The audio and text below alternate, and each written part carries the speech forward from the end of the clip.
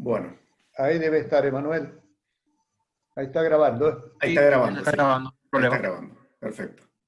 Bueno, buenas tardes a todos los amigos del Ateneo de la Ciencia en una nueva fecha de charlas de diferentes tipos. Hoy me toca ser coanfitrión por tratarse un tema geológico, lo cual me alegra mucho que podamos tener dentro del grupo, y con una invitación especial de Alejandro Caballero, geólogo, con 32 años de experiencia en diversas áreas de la geología económica, como es la prospección primaria y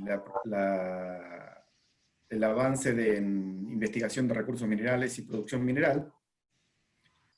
Y desde 1994, o sea, ya unos cuantos años, 26 años ya, dedicado a la teledetección, habiendo procesado en sus inicios, imagino mucho más rudimentario, con las imágenes Landsat, pasando a Aster, Spot, ALOS y muchos tipos de imágenes.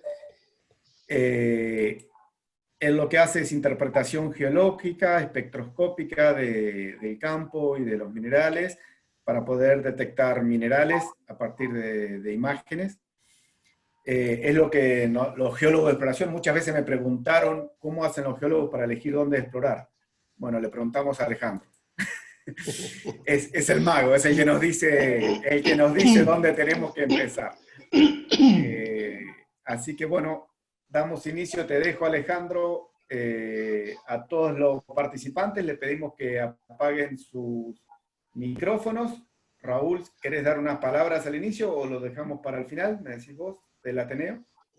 Bueno, solamente un minuto para saludar a Alejandro y agradecerle mucho en nombre de todos nosotros, que estamos muy expectantes porque tenemos muchas expectativas de esta charla y de alguna manera creo que vamos a colaborar con nuestra sociedad, que es lo que tratamos de hacer. Así que, nuevamente, gracias, Alejandro. Bueno, muchas gracias Eduardo, Raúl, muchas gracias Guillermo.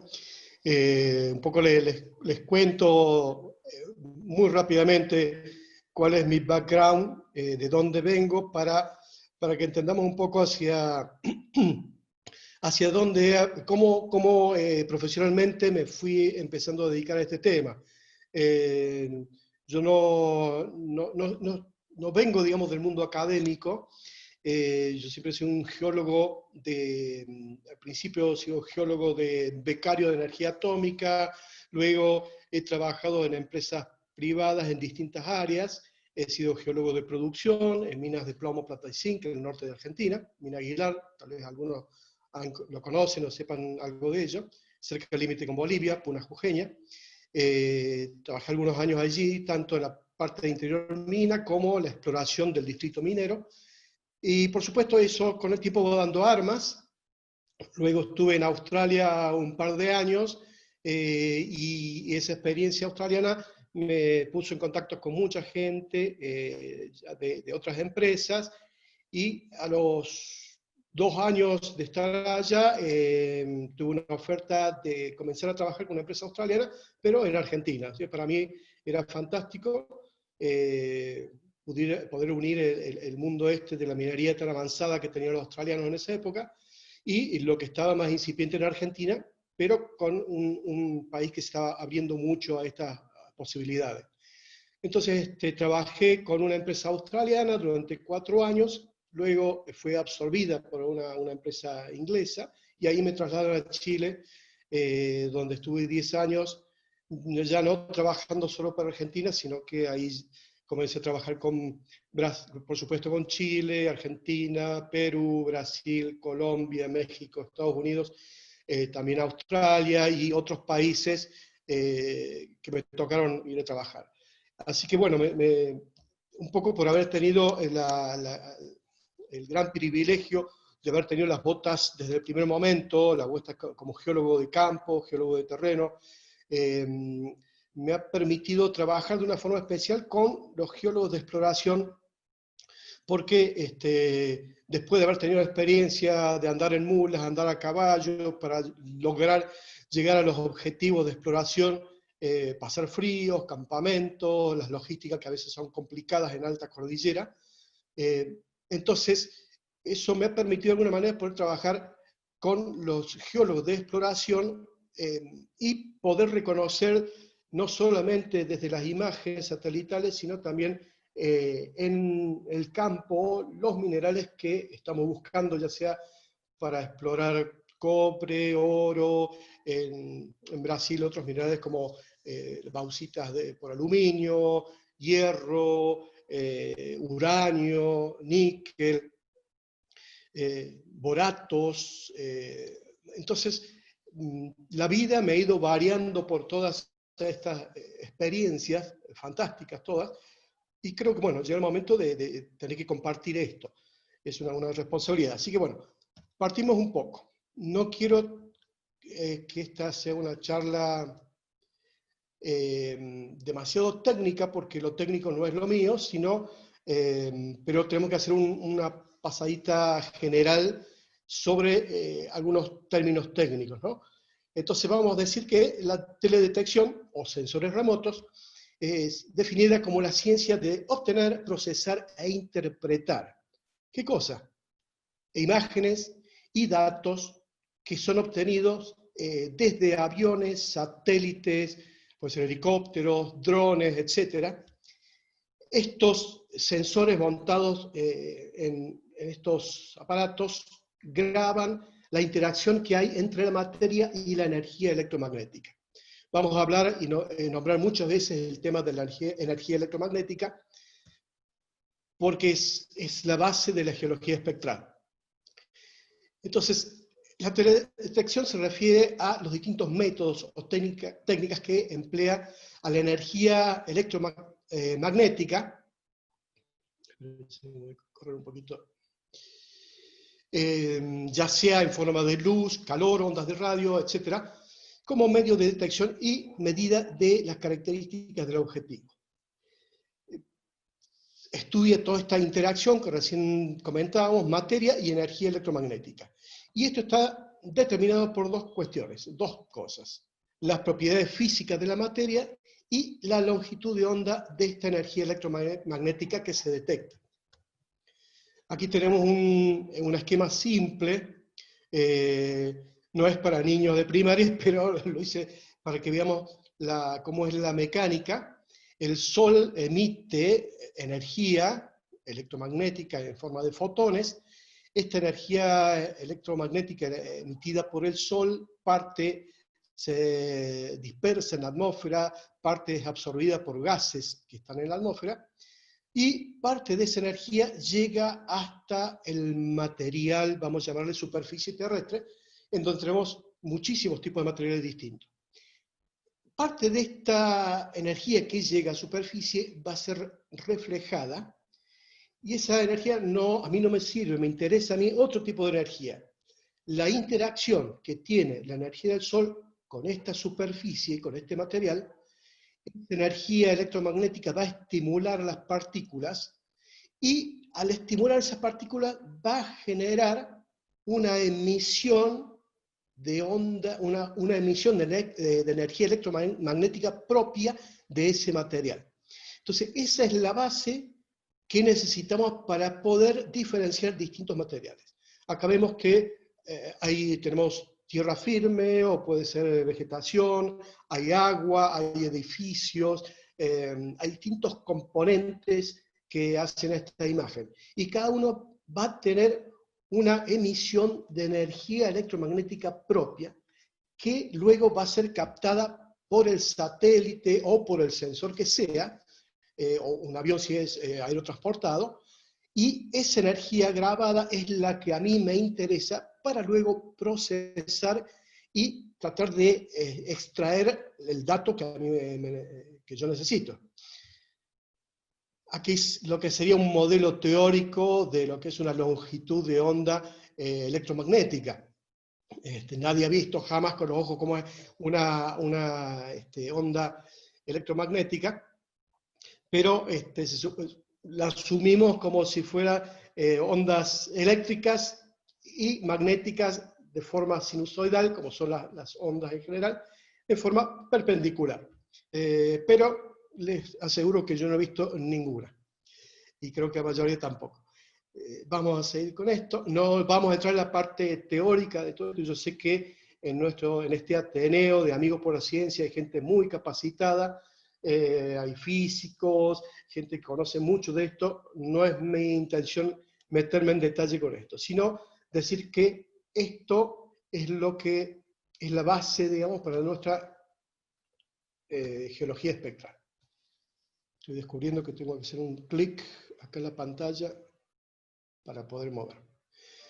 Bueno, aquí es una representación del espectro electromagnético que parte desde los rayos gamma de muy alta frecuencia, pasando por los rayos X, luego los rayos UV, estamos viniendo de izquierda a derecha, el tamaño es muy pequeñito, miren, estamos hablando de 10 a las menos 10 centímetros, así que estamos muy pequeñas.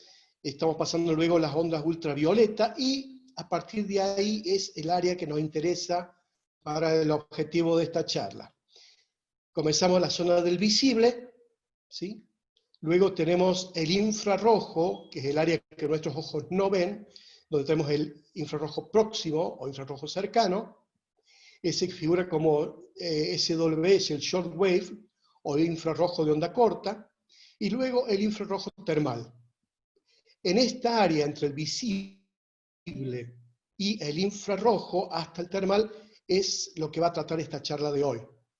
Luego vienen microondas, ondas de TV y radio que ya tienen el orden de las décimas a cientos de metros. Esta es otra forma de verlo. Acá vemos el espectro de la luz visible en esta franja pequeñita, este rango pequeño que va más o menos de los 400 nanómetros hasta los 750, estamos en el sector de lo que llamamos luz visible. A partir de ahí comenzamos con el infrarrojo, que es justamente lo que no podemos ver.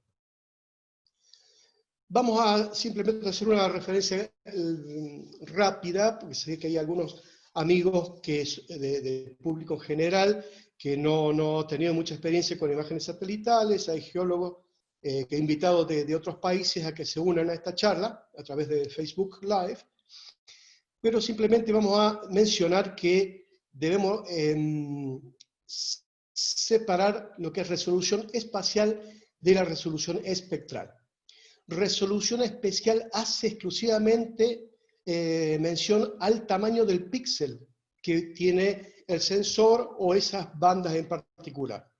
Entonces aquí he puesto para que se vea cómo sería si tenemos un píxel de 30 por 30 metros, en donde tenemos, por ejemplo, una casa y un material B que podemos decirle césped o pasto.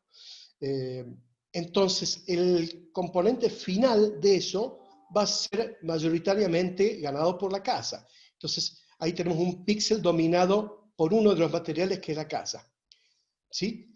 Luego, hacia la derecha tenemos otro caso del mismo tamaño de terreno o de área sobre la superficie, de 30 por 30 metros, pero en este caso nuestros píxeles tienen 5 metros de tamaño. 5 por 5 metros. O sea que la resolución espacial aumentó. Es mejor, ¿no? Antes era de 30 metros, ahora es de 5 metros. Y como podemos ver, ya podemos diferenciar materiales dentro para cada uno de esos píxeles. Ahí van a ver hacia abajo cuál es el output, cuál es la salida de esa área de 30 por 30 metros, y podemos ver que hay píxeles de 5 por 5 metros que representan a la casa en este caso, y otros píxeles que representan a la vegetación.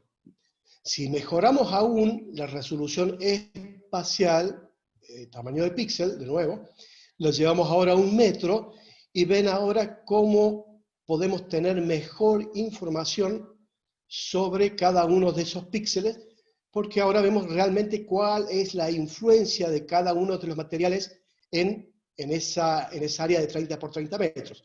Vemos todos los píxeles azules que corresponden al material A, o sea, la casa, y el material B representado en rojo, que podría ser una césped, pasto, etcétera, vegetación, representados por los píxeles rojos. Entonces, hemos ganado progresivamente en resolución espacial.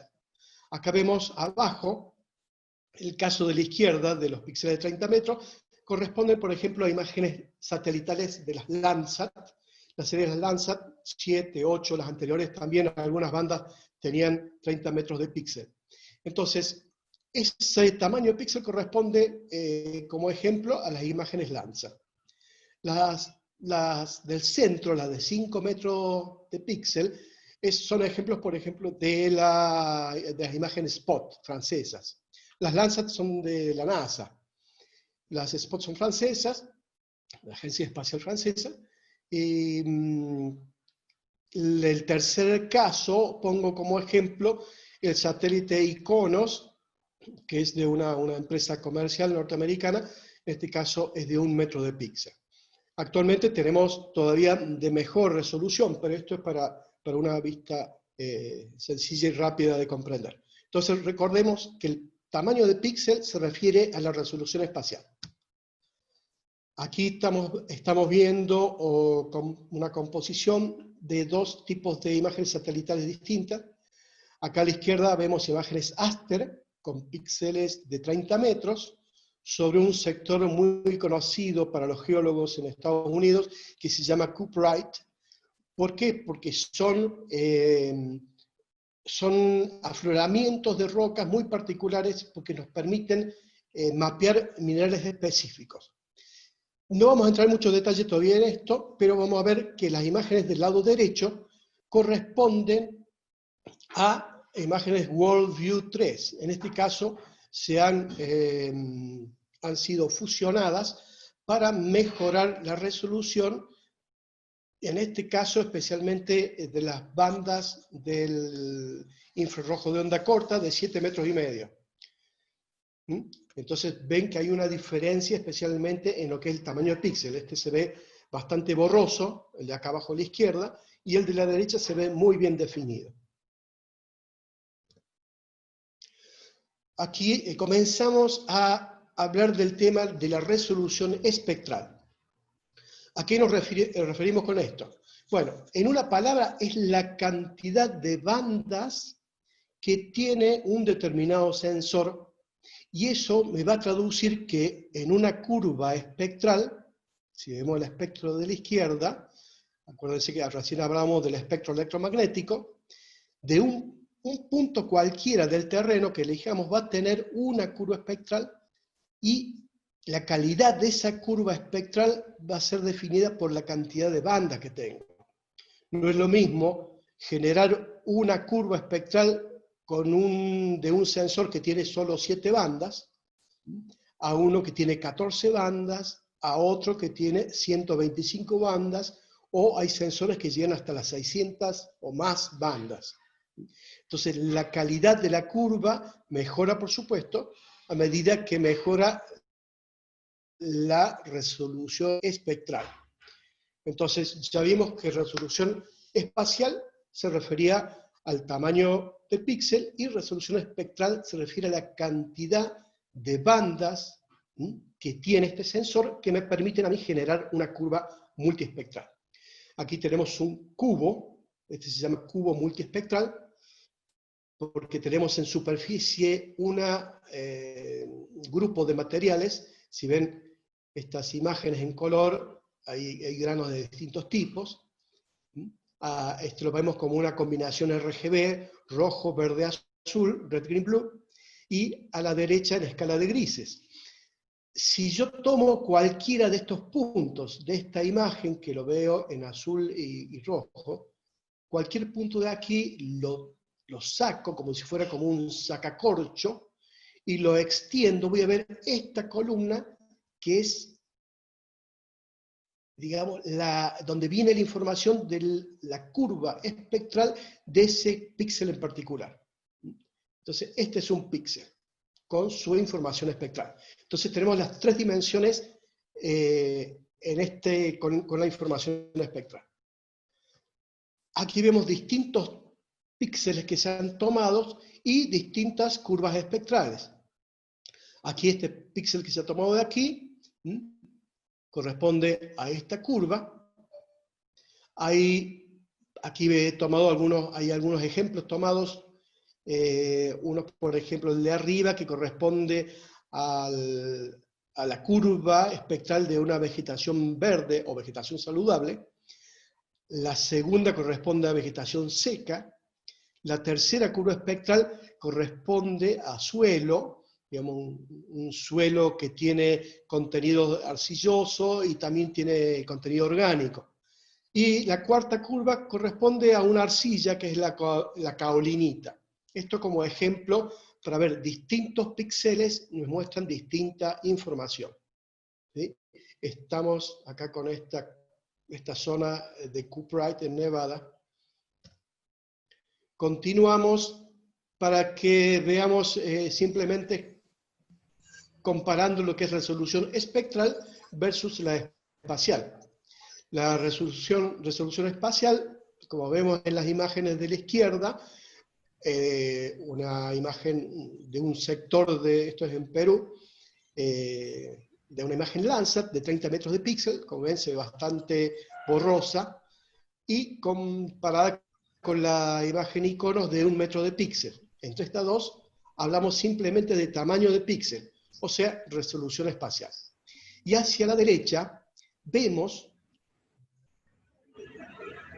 el tema de la resolución espectral. Si vamos al de abajo, tenemos la imagen Landsat, que con 7 bandas produce una curva espectral para este rango que estamos trabajando aquí, que es entre 2100 y 2500 nanómetros, o 2,1 y 2,5 micrómetros de longitud de onda. Landsat tiene solamente 3 bandas. En este mismo rango espectral, Aster tiene 1, 2, 3, 4, 5 bandas, 14 en total, pero 5 en este rango. Como ven, ha mejorado enormemente desde la Landsat de abajo a la que sigue arriba la calidad de la curva, porque tenemos más bandas. Si seguimos hacia arriba, es un sensor aerotransportado que se llama HiMap, australiano, tiene 125 bandas y por supuesto que en este sector de acá son como 25, 30 bandas para este rango espectral y ha mejorado enormemente comparado con Aster o Landsat la calidad de la curva espectral, o sea, mejoró la resolución espectral. Así pasa luego con Aviris, que también es un sensor hiperespectral. Estoy escuchando voces. Si por favor se pueden desconectar del sonido. El caso de Aviris son 250 bandas, puesto que no la resolución espectral, y con espectro radiómetro de laboratorio, ven, la calidad es espectacular. Aquí puedo ver y analizar. Me está diciendo que mi conexión de internet es inestable, pero vamos, ¿me están escuchando ok? ¿Aló? ¿Me están escuchando? ¿Sí? Sí, sí, perfecto. Sí, sí. Perfecto. Sí, Alejandro, adelante. Seguimos. No, me apareció un cartelito que decía que estaba baja Esperemos que sigamos bien. Bueno, aquí seguimos conversando un poquito de resolución espectral. En este caso estamos hablando del Open Pit de Chuquicamata en Chile, que es la mina de cobre a cielo abierto más grande del mundo. En este caso estamos viéndolo con un sensor del de la izquierda, QuickBird, que tiene 4 bandas. Hacia la derecha estamos con la imagen Landsat con 8 bandas, Landsat 8, y luego la imagen Aster con 14 bandas. O sea, el que ha mejorado aquí es la resolución espectral. Aunque la mejor resolución espacial, por el tamaño del píxel, la tiene QuickBird. Pero ahora estamos hablando de resolución espectral. Aster, a pesar de ser de 30 metros, tiene mucha mejor resolución espectral que las QuickBird de 1 metro. Espectral. Seguimos. Aquí vemos dos casos de, por ejemplo, imagen Aster con 14 bandas, cómo se vería un espectro de 14 bandas, y hacia la derecha un sensor hiperespectral de 125 bandas, y cómo se vería la curva espectral del mismo píxel, para ambos casos.